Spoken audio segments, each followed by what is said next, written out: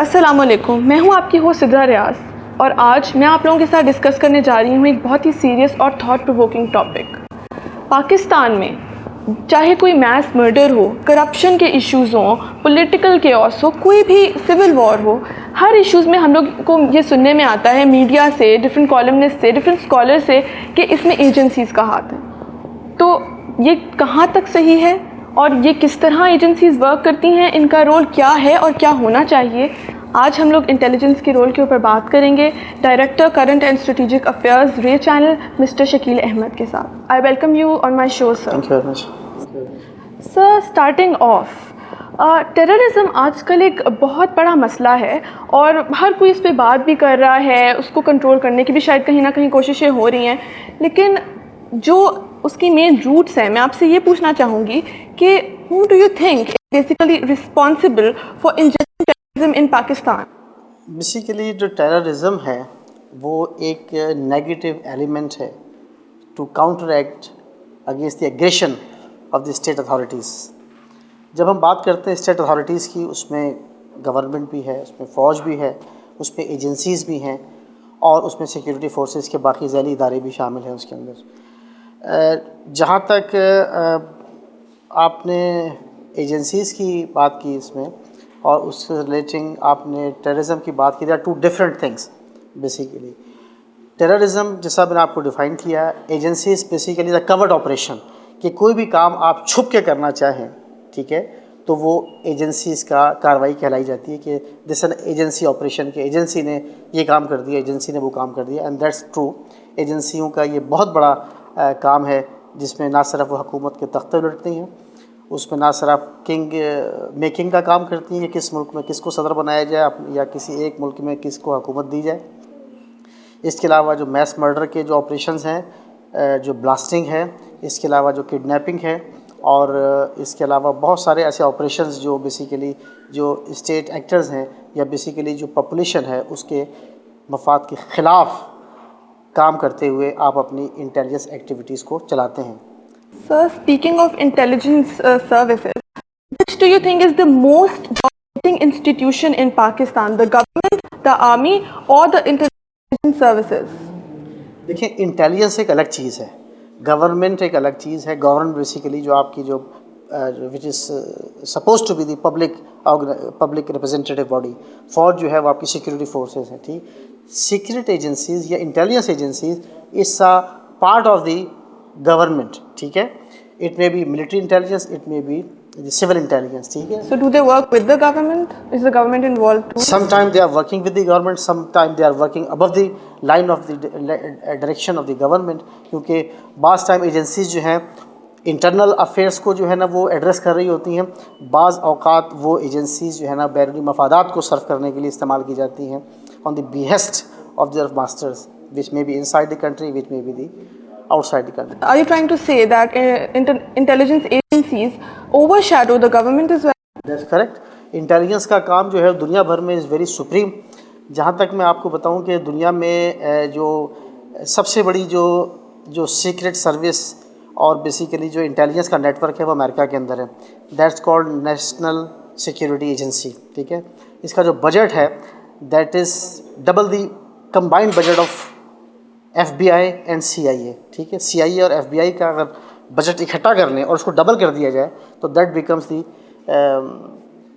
Budget of. Where does this money come from? Government finances this operations, क्योंकि वो एक होते हैं इंटरनल ऑपरेशंस, एक होते हैं एक्सटर्नल ऑपरेशंस। इंटरनल ऑपरेशंस ये हैं कि जहाँ पर उन्होंने देखा, जिस तरह से पाकिस्तान में जो है वो एक भुट्टो साहब ने ISI के अंदर एक पॉलिटिकल विंग बनाया था for the victimization of the politicians or for the people who are not actually in line with his ideology, ठीक है, जिसकी वजह से वो उसको तमाम politicians वो टारगेट करते थे उनको कि जो उनके लाइन ऑफ एक्शन से बागी हैं, फॉर एग्जांपल, ठीक है ना जी। और वो सिलसिला बाद अज़ा चलता रहा, ठीक है ना जी। मुख्तलिफ जर्नैलों ने उसको इस्तेमाल किया, मुख्तलिफ गवर्नमेंट्स ने उसको इस्तेमाल किया, मुख्तलिफ रूलर्स ने इस्तेमाल किया। तो बेसिकली इंटेलिजेंस का हमारे यहाँ basically most of the time illegal use होता है। कहीं पे आपने सुना होगा कि जनाब एजेंसी उठा के ले गई, कहीं पर जनाब आपने सुना होगा कि जनाब वहाँ पे वो ब्लास्टिंग हो गई, कहीं आपने सुना होगा जनाब कोई धमाके हो गए। So it's all part of the game basically. Agencies are playing somewhere in the interest of the nation, sometimes they are working against the interest of the nation. So basically you have to, it's very hard to draw a line. ठीक है, ये जो concept है basically intelligence agencies का, ये बहुत ज़्यादा strong है फॉरेन वर्ल्ड के अंदर. जिस तरह से अमेरिकन एजेंसीज़ हैं, they are very very strong. मतलब आप वहाँ पर भी जो भी पॉलिसीज़ बनती हैं वहाँ पे वो इंस्टीट्यूशंस बनाते हैं, ठीक है ना, और उसमें बहुत दखल होता है. जिस तरह से बैरक ओबामा है, ठीक है, और उसकी जो अपॉइंटमेंट हुई है वो जाहिर सी बात है लोगों ने जो एजेंसीज़ थी उन्होंने ये उसको कोशिश की वहाँ से अंडर द ज्यूइश लॉबी, जो ज़ायनिस्ट हैं, जो आपके न्यूकॉन्स एलिमेंट्स हैं, उन्होंने ये बावर कराने की कोशिश की कि इसके जो है ना वो जो फोर फादर्स थे वो मुसलमान थे, तो इसका मतलब ये है कि इसको अगर पोस्ट किया जाए तो मुसलमानों में एक एक्सेप्टेंस पैदा होगी, मुसलमानों में इसकी एक्सेप्टेंस पैदा होगी कि जनाब अमेरिका का सदर ऐसे ख़ानदान से ताल्लुक़ रखता है जो बेसिकली शजरा जिसका मुसलमानों से मिलता है. तो दैट्स टोटल ब्लफ कि आप ऐसे शख्स को आगे प्रमोट कर रहे हैं who has nothing to do with Islam basically, nothing to do with Muslim community, interest of the Muslims, और आपको वहाँ पर दिखाया जा रहा है. इसी तरह से दुनिया में जो भी ऑपरेशंस करती है, CIA करती है, FBI करती है, दुनिया में इंडिया पाकिस्तान की ISI है, आपकी जो है वो रॉ है इंडिया की, मोशाद है यहूदियों की, इसकी आपकी इज़राइल की. तो ये तमाम ऑपरेशंस जो है ना कहीं कोइंसाइड करते हैं, कहीं एक दूसरे के ख़िलाफ़ करते हैं. तो कहीं सम टाइम इट हैपन्स कि डबल एजेंट के तौर पे काम कर रहे हैं. कोई एजेंट ऐसे भी होते हैं जो at the same time they are working for Russian bloc, and they are at the same time they are working for the American bloc, ठीक है. तो वहाँ पर उनके मफादात एक दूसरे के साथ कोइंसाइड इसलिए कर रहे होते हैं कि they have got financial benefit, ठीक है ना जी. बेसिकली एजेंसी जो है ना एक कमर्शलाइज हो गई है बिल्कुल. एक तरह से मैं आपको I want to refer here live event basically कि इंडिया को मिराज तैयारों को जो था ना वो तैयारे बेचने थे फ्रांस ने, ठीक है ना जी. वो तैयारों का कोटेशन जो है ना वो फ्रांस ने इंडिया को दिया, ठीक है ना जी. अब जो अमेरिकन इंटेलिजेंस एजेंसी है, ये जो उसका जो नेशनल सिक्योरिटी एजेंसी है, उसकी जो तमाम इन ऑपरेशंस को करती है, आपकी दुनिया में जितने भी टेलीफोन कॉल्स होती हैं, फैक्सेस होती हैं, ईमेल्स होती हैं, SMS होती हैं, मोबाइल कम्युनिकेशंस होती हैं, जो भी communication of any mode which has got some electronic involvement, that is tap through NSA. और उसका जो है एक बहुत बड़ा उन्होंने एक अंडरग्राउंड एक जाके उन्होंने कहीं जंगलों में जाके वो बनाए हुए हैं, और it's a huge set of super computers वहाँ लगे हुए हैं जो सिर्फ डाटा प्रोसेसिंग करते रहते हैं. मुख्तलिफ प्रेसिडेंट्स क्या बातें कर रहे हैं, मुख्तलिफ प्राइम मिनिस्टर्स क्या क्या बातें कर रहे हैं, और वो जो जिस तरह मुख्तलिफ कैबिनेट्स में क्या क्या डिसीजन हुए. Just I come back to the event कि वो जो फ्रांस का था उन्होंने वो कोट किया फ्रांस ने, और वो तमाम उन्होंने इंटेलिजेंस टेप की वहाँ से NSA ने, और उसको अमेरिका ने उससे लोअर कोर्ट फ्रांस से भेज दिया इसको इंडिया को कि हम आपको इससे कम कीमत पे ये जहाज़ दे सकते हैं. अब जाहिर सी फ्रांस हैज़ गॉट सम और देयर ओन इंटेलिजेंस, उनके पास भी अपने मैकेनिज्म, दे काउंटर एक्टेड. और जाहिर सी बात है जब मुल्क का मफाद आता है तो उनकी अपनी एजेंसीज भी एक्टिवेशन में आ जाती हैं कि ये कैसे हो सकता है कि हमने ये कोड दिया और उसके अगेंस्ट इतना सारा कोड आ गया. हाउ डू दे नो इतनी सेंसिटिव इन्फॉर्मेशन जो डिफेंस नेचर की है वो कैसे लीक हो गई वो. तो दे एक्टिवेटेड द काउंटर इंटेलिजेंस, और उनको पता लग गया कि अमेरिका ने वो तमाम जो है ना वो ब्रेक की है वो इन्फॉर्मेशन, और उसको अपने कमर्शियल मफादात के लिए इस्तेमाल की है. इसी तरह से बाहर की जो ये एजेंसीज़ हैं, ये जो हमारे जो मुल्क के जो लोग जाते हैं, जो ब्लैकमेल होते हैं जाके बाहर के आगे, इनकी होटलों में टेपें बनती हैं बेसिकली. वो देखें, किसी को आपने अगर अपने हाथ में लेना हो तो उसके जो वीक पॉइंट्स हैं उसको आप कैप्चर कर लें, और जो कैमरे की आँख है उससे बेहतर कोई एविडेंस नहीं बन सकती. ये जो जितने भी मैं ये समझता हूँ कि वो ख्वाह वो जर्नैल हों, ख्वाह वो सियासतदान हो, ब्यूरोक्रेट्स, यानी कि जो भी वो ऐसा स्टेट एक्टर जो कहीं ना कहीं करप्शन में इन्वॉल्व है, वो वहाँ पे जाते हैं जब उन मुल्कों में, तो उनके बेडरूम की फिल्में बनती हैं, उनके किन किन के साथ अफेयर्स हैं वो टेप्स बनती हैं, क्या क्या वो करते हैं जाके उन सब की टेप्स बनती हैं, और उनको फिर ब्लैकमेल किया जाता है. बिल्कुल इसी तरह से I don't want to name country here, उसका मुल्क का सदर वहाँ पर गया और वो उसको जनाब उसकी पूरी, जब उसके साथ उन्होंने कुछ एग्रीमेंट करना चाहे तो ही रिफ्यूज़ड. तो उसने कहा कि मैं तो एग्रीमेंट ही करने वाला नहीं हूँ, ठीक है ना जी. इंडोनेशिया का प्रेसिडेंट था, मैं आपको बताता हूँ, ठीक है ना जी. तो उसने कहा जी, CIA ने कहा कि we have got this tape as an evidence to present to your public, to your people. उसने कहा डैम केयर, ठीक है ना जी, present to the public, they will enjoy it, लेकिन मैं साइन नहीं करूँगा. Sort of. तो ऐसे भी वाक़यात आ जाते हैं बेसिकली कि जहाँ पे इंटेलिजेंस फेल हो जाती है to grab to grab basically the integrity of that person who's involved in that crime basically. Sir आपने इंडिया की बात की, आपने वेस्ट की बात की, तो उनकी इंटेलिजेंस एजेंसीज पाकिस्तान की इंटेलिजेंस एजेंसी से किस तरह डिफरेंट तरह होती हैं? देखिए, पाकिस्तान की जो इंटेलिजेंस एजेंसीज हैं वो ज़्यादातर ह्यूमन इंटेलिजेंस पे बेस करती हैं, जबकि जो फॉरेन एजेंसीज़ हैं जो मैंने आपको जिक्र किए जो मॉडर्न वर्ल्ड की हैं, ठीक है ना, जिसमें जो NSA basically national security agency है, पहले एक एशलॉन होता था जिसमें रशिया और फ्रांस, जर्मनी, बाकी लोग भी शामिल थे, लेकिन जाहिर सी बात है अंग्रेज़ का अपना एक नेटवर्क है, इंग्लिश नेटवर्क बेसिकली, उसमें उन्होंने बाकी मुल्कों को निकाल दिया जो नॉन इंग्लिश स्पीकिंग थे, फ्रांस, जर्मनी, यूरोप वगैरह, ताकि उनका एक वो अपना एक प्योरीफाइड नेटवर्क बन जाए, इंग्लिश नेटवर्क, ठीक है। उसमें उन्होंने शामिल किया अमेरिका, बरतानिया, Australia, New Zealand and Canada, the 5 English speaking countries basically, और ताकि उनका एक जाहिर सी बात है एक कल्चरल लिंग्विस्टिक एक तो है ना बेसिकली, एक आप उनकी बाइंडिंग्स हैं, उनके बॉन्ड्स हैं कि they belong to the same origin, तो उस हवाले से उन्होंने वहाँ पर वो चीज़ें इस्टेब्लिश की और टेक्निकली उसको इतना उन्होंने स्ट्रॉन्ग कर लिया, यानी कि इस वक्त दुनिया में जो एक सबसे बड़ा जो ख़र्चा है वो इंटेलिजेंस के ऊपर है। इसकी वजह एक तो ये है कि वो एक ना सिर्फ इंटेलिजेंस ले बल्कि उसको वो कमर्शलाइज़ करते हैं, उसको बेचते हैं। लाइक फॉर एग्ज़ाम्पल, अगर इंडिया की और पाकिस्तान की, ठीक है ना जी, आपस में दुश्मनी है, ठीक है, अब इसके ऊपर इंडिया के पास इतने रिसोर्सेज नहीं है कि वो एक हाई लेवल हाई स्केल की इंटेलिजेंस गैदर कर सके। पाकिस्तान को अगर इंडिया के ख़िलाफ़ चाहिए तो पाकिस्तान के पास इतने टेक्निकल या सोफिस्टिकेटेड हाई टेक रिसोर्सेज नहीं है कि वो गैदर कर सके एक स्ट्रॉन्ग एविडेंस, ठीक है ना। इसके लिए फिर NSA या जो फॉरेन एजेंसीज है बड़ी बड़ी, CIA sort of, they come in to action, फिर वो इंटेलिजेंस सेल करती हैं कि आपके पाकिस्तान के ख़िलाफ़ दे इस इंटेलिजेंस कभी अपने बाप के भी नहीं होते, ठीक है ना, they do the cross game, और जहाँ जहाँ उनके मफादात होते हैं देर एक्ट बेसिकली। जहाँ इंडिया का मफाद है उनसे कहेंगे पाकिस्तान में आपके ख़िलाफ़ ये चीज़ जो है ना वो तैयार की जा रही है, फ़र्ज़ किया कि फ़लाँ सर्कल्स के अंदर, फ़लाँ जो इस्टेब्लिशमेंट्स के अंदर ये इंडिया के ख़िलाफ़ ये मुहिम चलने जा रही है, उसको उसके अगेंस्ट वो ट्रेड ऑफ लेंगे कि हमें फ़र्ज़ किया कि फ़लाँ चीज़ों में हमें आप सपोर्ट दें, फॉर एग्जांपल इंडिया ईरान के ख़िलाफ़ हमें आप सपोर्ट करें या चाइना के ख़िलाफ़ हमें सपोर्ट करें फॉर एग्जांपल।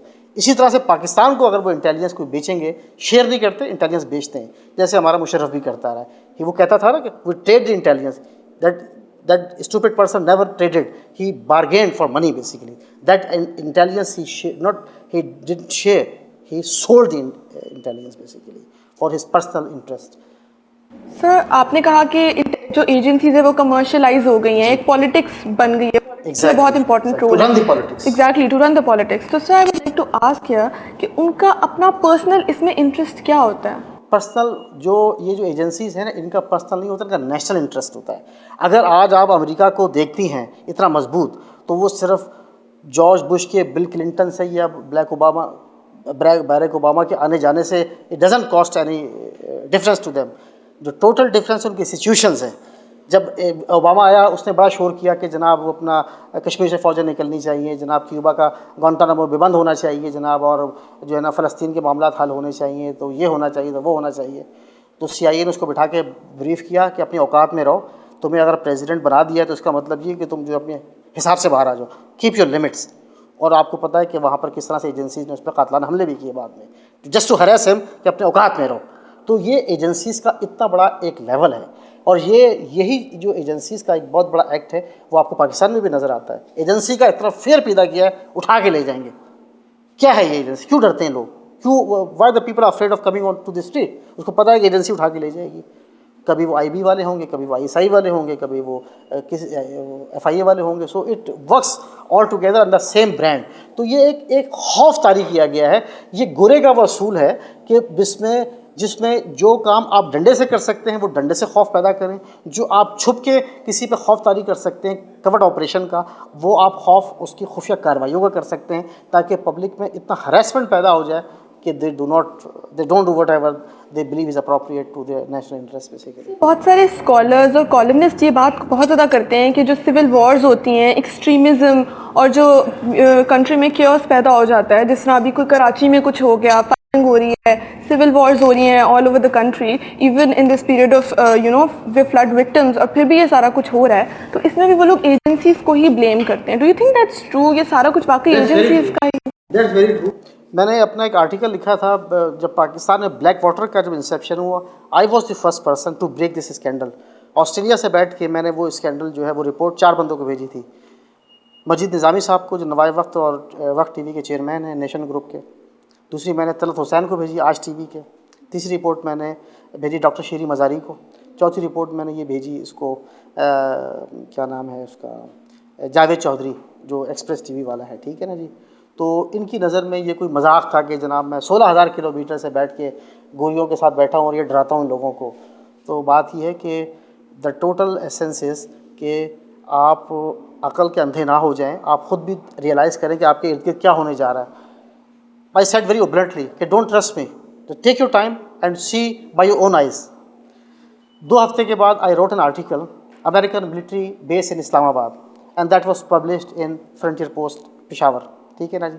उसमें मैंने लिखा था कि पाकिस्तान दुश्मन एजेंसियां इस हद तक एजेंसीज़ हमारे जो है ना वो इस्टेब्लिशमेंट और फ़ौजी हलकों में दाखिल हो चुकी हैं, ठीक है ना जी, कि ये इन इलाक़ों में इन इस्टेब्लिशमेंट में घुस के मारेंगी और जो है ना हमारे लिए हमारे जो सिक्योरिटी फोर्सेस हैं उनको भागने का मौका नहीं मिलेगा, ठीक है.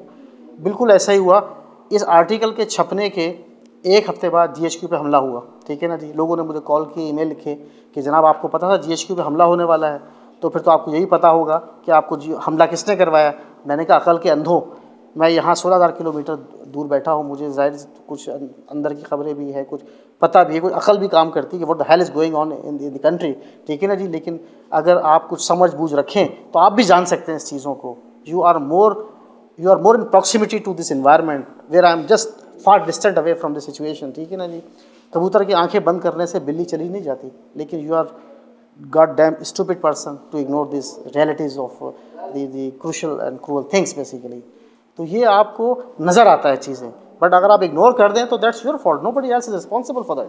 बिल्कुल सर. मूविंग ऑन, अगर हम CIA की बात करें और ड्रोन अटैक्स की हम बात करें, तो वो लोग तो ये आर्ग्यूमेंट दे देते हैं कि जो ड्रोन अटैक्स हैं ये सेल्फ डिफेंस के तौर पे हम लोगों ने किए हैं. तो sir what do you think, do you take it as a case of illegal assassinations और लेजिटिमेट सेल्फ डिफेंस? बेसिकली किसी को भी हक़ नहीं पहुंचता, वो पाकिस्तान की फ़ौज हो या किसी बैरूनी मुल्क के जो है ना वो फोर्सेस हों, कि वो हमारे इलाके हमारे इलाके में घुस के इंट्रूजन करें और उसके बाद हमारे लोगों को मारें, ठीक है ना जी. ये it's against the constitution of Pakistan कि आप अपने लोगों को खून बहाएं. ये मुसलमान हैं, ये सब पाकिस्तानी हैं, और ये पाकिस्तान इस्लाम के नाम पे बना था, और ये ना किसी ने सरहद का इलाका फ़तह किया था, ना किसी ने बलूचिस्तान फ़तह किया था. ये लोग सिर्फ़ पाकिस्तान के साथ सिर्फ इसलिए इलाक़ किए थे कि इन्हें ये महसूस हुआ कि पाकिस्तान इस्लाम के नाम पे बना है, और क़ायद आज़म के एश्योरेंस पे आपके बलूचिस्तान और सरहद जो थे आपके फाटा रीजन वाले ये आपके साथ मिले थे. लेकिन कंडीशन यही थी कि पाकिस्तान की जो फ़ौज है वो इस इलाके में मुदाखलत नहीं करेगी. And you can see it very clearly कि किस तरह से वहाँ पे जो है ना वो इलाक़ों को जो है ना वो F-16 के ज़रिए और जो है ना वो बमबारी करके लोगों को नेस्त नाबूद किया गया, उनकी तबाही की, उनकी आबादी को तबाह बर्बाद किया. तो it's not against the humanity, it's against the constitution of Pakistan as well. वहाँ तक रही ड्रोन अटैक्स की, जब आपको अमरीकी हड्डी आपको लग जाए ना, तो you have to serve their purpose also, you have to promote their agenda also. जब आपको पैसे मिलते हों आपको अपने लोगों को मारने के, और जब आपकी रैंक्स के अंदर आपके नमक हराम जो है ना हुक्मरान और गद्दार किस्म के आपके जो है ना वो सिक्योरिटी फोर्सेस के एक्स आपके हों, तो आप you can not ignore this fact कि हमारे अपने लोग इस दुश्मनी में शामिल है. ड्रोन अटैक किसी बाहर से, कोई अफ़गानिस्तान से उड़ के नहीं आ रहा, वो पाकिस्तान के अपने जो है ना वो एयर बेसिस से उड़ के ये तमाशे करते हैं. और हमारे जो ये नमक हराम हुक्मरान है वो ये कहते हैं कि ड्रोन की टेक्नोलॉजी हमें दो, हमसे बेहतर कौन मार सकता है. तुम्हारा इतना बड़ा ख़र्चा आता है कि हम तुम्हें सस्ता बना के आउटसोर्स कर दो, सस्ते जहाज़ बनाएंगे, अपने लोगों को दिल लगा के मारेंगे, कम पैसे लगेंगे आपके. तो ये तो जहाँ पे बेगैरती की और गद्दारी की आपकी हैसियत हो, तो आपको बाहर से कौन मारने आएगा. आपके ख़ुद आपके जो दुश्मन हैं मुल्क के अंदर, जो सांप बैठे हुए हैं, वो काफ़ी हैं आपको जहर के लिए, डसने के लिए. सर हम लोगों ने नेगेटिव साइड देखी इन एजेंसीज़ की. आपने बहुत ज़्यादा सीक्रेट्स रिवील किए हमारी एजेंसीज़ के रोल के बारे में और उनकी वर्किंग के बारे में, और कितना कमर्शलाइज हो गया है ये पूरा इंस्टीट्यूशन है ऑब्वियसली. इंटरनेशनली कमर्शलाइज हो गया है। तो सर कहीं ना कहीं कोई पॉजिटिव रोल भी तो होगा ना इन एजेंसीज़ का। व्हाट आई मीन टू से इज़ दैट अगर ये एजेंसीज़ एक्शन में ना हो तो हम लोगों को क्या सिचुएशंस फेस करनी पड़ेंगी? देखिए, एक एजेंसीज़ के दो काम होते हैं। एक वहाँ पर जो नेशनल इंटरेस्ट को वो सेफगार्ड कर रहे होते हैं कि आपको वो इंटेलिजेंस प्रोवाइड करें where they feel it's appropriate to fit the agenda of the country, ठीक है ना जी। दूसरा ये होता है कि आप बैरूनी हाथों में खेल जाएं, ठीक है ना जी, बैरूनी मफादात को आप सर्व करने चले जाएं, तो वहाँ पे आप पैसे लेके आप जो है इंटेलिजेंस आप शेयर नहीं करते, आप ट्रेड करते हैं basically. You get some money against that sharing of information. So basically that is against the constitution and it's against the humanity and against the people of the country basically. अच्छाई की वाली आपने बात की। अच्छाई का फैक्टर सिर्फ ये है कि आपको एजेंसीज ये होती हैं कि आपको आने वाले ख़तरात से आगाह करें, लेकिन आपने मुझे बताया कौन सा यहाँ पे ख़तरा जो है इन्होंने रोका है, कौन सी आपके ऑपरेशंस एजेंसी वालों ने किए हैं, ख्वाह वो आपकी जो है ना वो फ़ौज की एजेंसियाँ हों या आपकी सिविल एजेंसियाँ हों। धमाके आके पटाखे जो है ना इनके आगे उस पर चलते हैं आके। आपने जब आपके फ़ौरन दुश्मन एजेंसी हो, उसको ख्वाह CIA हो, वो आपकी FBI हो, रॉ हो, मोशाद हो, जब आपके इलाके के अंदर घुस के ऑपरेशन कर रहे हैं, आपके अंडर कवर कर रहे हैं, तो आपका क्या मतलब फूलों के हार पहनाएंगे आपको? वो तो सुबह शाम आपको जूते मारेंगे और गिनेंगे एक नहीं। और दे आर डूइंग इट। कभी यहाँ ब्लास्ट कर दिया, कभी वहाँ ब्लाई कर दिया, कभी ISI के हेडक्वार्टर में कर दिया, तो कभी जनाब FIA के हेडक्वार्टर में कर दिया। तो ये क्या है? ये एजेंसी ऐसी होती है एजेंसी। ऐसी एजेंसी का हमें फ़ायदा क्या, जो हमारी अपनी सिक्योरिटी के लिए एक बहुत बड़ा थ्रेट बन जाए, जहाँ पे जो खुद वल्नरेबल हो for to the enemy, to the agencies of the enemy, and they have proved it. कौन सा ऐसा आपने जो है ना वो रोक दिया? पुलिस वाले तो खुद जो है ना वो फौज को सिक्योरिटी दे रहे होते हैं। किस चीज़ की फ़ौज है जिसको पुलिस सिक्योरिटी दे रही है? थाने के बाहर जनाब वहाँ पे जनाब वो बंद करके गेट बैठे होते हैं। ऐसे फौज को, ऐसे सिक्योरिटी वालों को तो चौक पे खड़ा कर जूते मारने चाहिए, जिनकी सिक्योरिटी के लिए जो है ना वो 4 पुलिस वाले खड़े हो बाहर, या पुलिस वालों को बचाने के लिए बाहर रेंजर्स खड़ी हो, या रेंजर्स को बचाने के लिए जनाब बाहर फौज खड़ी हो। ये क्या सिक्योरिटी है? इंटेलिजेंस का जो सबसे बड़ा जो मेन पिविटल जो एक्ट है वो ये है, they have to realise the sensitivity of the external elements playing games on board. आपके मुल्क की, आपके on the soil of the country, what dirty games they are playing. जब आप आंखें बंद करके आप जब बैठ जाएंगे तो धमाके तो आपके सर पर होंगे। और जनाब एक मस्जिद में धमाका हुआ, अगले दिन जनाब उन्होंने वो जो होता है क्या कहते हैं, बारगाह में, इमाम बारगाह में धमाका कर दिया। अब वो शिया सुन्नी को मारेगा, सुन्नी शिया को मारेगा। जो है आप दूसरा धमाका कर दिया जनाब तालिबान के इलाके में, और तालिबान का जो है ना ब्लेम उन पर चला गया। फिर दूसरा जनाब उसके वो जो एंटी तालिबान में हो गया। तो ये तो बेसिकली एजेंसी का गेम ये नहीं होता कि वो खुद ऑपरेशन करते हैं, they create the elements in the society जो उनके लिए काम करते हैं। और इसीलिए कहते हैं ना कि आपको गोरा नज़र नहीं आया फिर भी ऑपरेशन हो गया। ये कैसा ऑपरेशन है जिसमें आप ब्लेम करते हैं कि इसमें फॉरेन एजेंसीज हैं, मुशाद है, इसमें जनाब रॉ है, इसमें FBI है, इसमें CI है, लेकिन गोरा क्यों नहीं पकड़ा गया? वो गोरा उल्लू का पट्टा कहाँ से पकड़ा जाएगा जब आपके अंदर के लोग जो है उनके जो एलिमेंट्स आलाकार बने हुए हैं और पैसे लेके काम करते हैं। रिमोट, अब टेक्नोलॉजी इतनी एडवांस है, अब उसको जो है ना वो बेल्ट बांध के भागने की ज़रूरत नहीं है। Now they are done remotely, और वो तमाम रिमोट के जरिए साम कर जाते हैं। किसी के परखच्चे उड़ गए तो उठा के लिया, जनाब इसने बम चलाया था। सर कौन सा ऐसा इंस्टीट्यूशन है जो इन एजेंसीज के एक्ट्स को क्वेश्चन कर सकता है और इनके इलीगल एक्शंस को रोक सकता है आपके ख्याल में? Nobody else but the people who are suffering at their hands. तो आपके ख्याल में ये जितनी भी सिचुएशन है, इसको अगर हम लोग ओवरटर्न करना चाहें तो सिर्फ अवाम ही एक ऐसा एलिमेंट है जो इसको चेंज कर सकता है? अवाम is the only resistance to any aggressive force, whether it's an agency, whether a security force, whether any law enforcing agency which is acting on behalf of some foreign agenda basically. Sir आप पे इस जो हमारी अभी जो conversation हुई है, public को कोई मैसेज देना चाहेंगे? पब्लिक को बेसिकली फियर नहीं करना चाहिए। जो फियर पैदा किया जाता है एजेंसी का कि आपको जनाब उठा लिया जाएगा, आपको मिटा दिया जाएगा, तो आपको सर लेकिन रुला दिया जाएगा, दैट्स ट्रूथ। अगर आपकी फैमिली के, ठीक है, जाहिर सी बात है, आई एम वल्नरेबल टू, मुझे भी उठाया जा सकता है, but I am not afraid of it. And then everything will be over. You won't be able to do anything. But this is not the case. लेकिन अब सारे इस चीज़ को कितने एजेंसी वाले, मतलब मुझे बताएं कि एजेंसी वाले, क्योंकि फौज है, एजेंसी वाले उठाएंगे, वो 4-6 लोग सफ़ेद कपड़ों में आते हैं, देते क्यों अबे आप उस पर जिस तरह वो विजिलेंस रखते हैं आप भी विजिलेंस रखें। कितनी और दूसरी बात यह है कि आप एक अपने अंदर एक अवेयरनेस पैदा करें। वो जो एजेंसी के लोग जो बेसिकली जो फॉरेन हैंड्स में खेल रहे हैं, या जो ख़ास मखसूस तबके के जो हमारे जो अपना जो स्पॉन्सर्ड हुक्मरान हैं उनके हाथों में खेल रहे हैं, वो भी पाकिस्तानी हैं। उनको भी एहसास दिलाना चाहिए कि आप आज अगर किसी के कहने पे अपने लोगों के साथ ज़्यादती कर रहे हो, किसी को उठा रहे हो, किसी को किडनैप कर रहे हो, या किसी को हार्म कर रहे हो, तो बेसिकली कल यही हाल तुम्हारे वालों के साथ भी हो सकता है। आज तुम्हें जब वो ख़रीद रहे हैं तो कल तुम्हें नुकसान पहुँचाने के लिए भी कोई ख़रीदेगा। गद्दारों के साथ यही होता है और एजेंसी वालों के साथ भी ये होता है। जब ऐसा वो करते हैं तो कोई उनके साथ भी वैसा ही कर रहा होता है, वो भी कहीं ना कहीं मारे जाते हैं।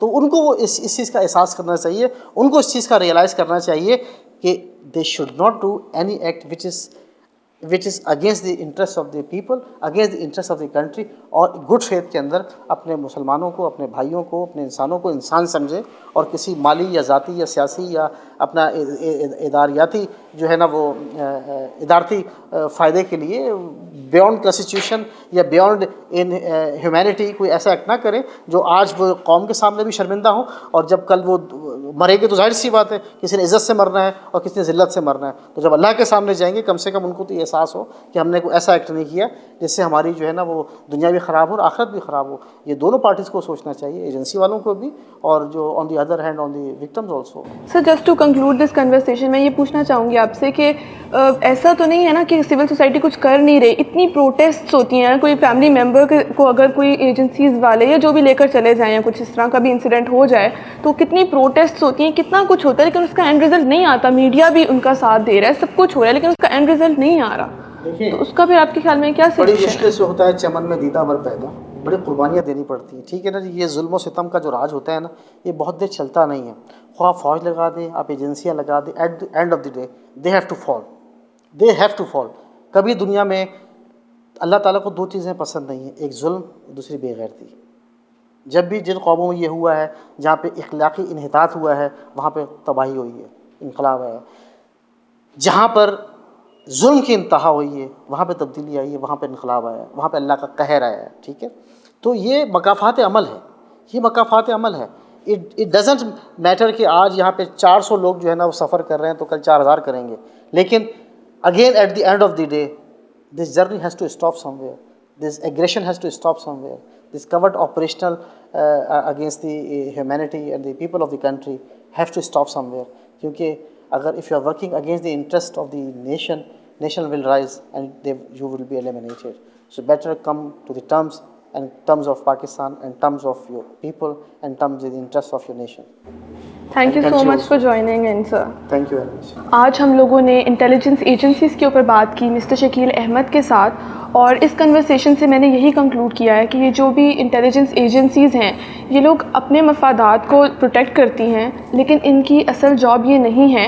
और ये एज़ पब्लिक हम लोग भी इसके लिए रिस्पॉन्सिबल हैं कि हम लोग भी ऐसे स्टेप्स लें कि वो अपना काम करें और अपनी ड्यूटीज़ फॉलो करें। जो उनका काम है हम लोगों को ख़तरों से बचाना और हमें आगाह करना कि हमारे आगे क्या डेंजर्स आ रहे हैं। इसी पे अगर आप लोग भी अपनी कोई फ़ीडबैक देना चाहते हैं तो आप लोग हमारी वेबसाइट विज़िट कर सकते हैं www.raychannel.com, and I'm your host Sidharya signing off.